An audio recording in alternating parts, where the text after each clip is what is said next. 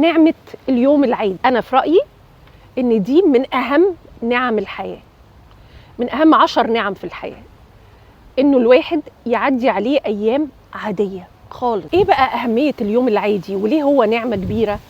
لأنه اليوم العادي اللي ما فيهوش حاجات حلوة ولا فيه حاجات وحشة، اللي هو النيوترال ده أكبر نعمة، وللأسف ناس كتير جدا محرومة منها.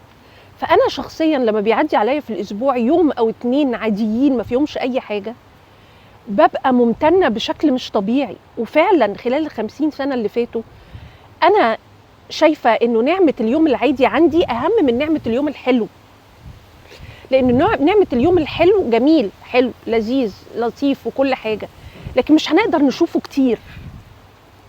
لكن نعمة اليوم العادي الواحد بيحارب طول الوقت إنه معظم أسبوعه يبقوا أيام عادية. يعني إيه أيام عادية؟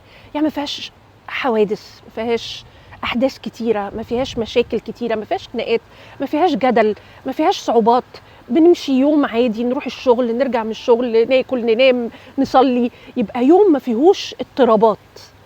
فالحقيقة كل سنة من ال50 سنة اللي فاتوا علموني إنه لما يعدي عليا يوم عادي ابوس ايدي وش وظهر واقول الف حمد والف شكر يا رب، انا مش عايزه من الدنيا حاجه تانية خالص.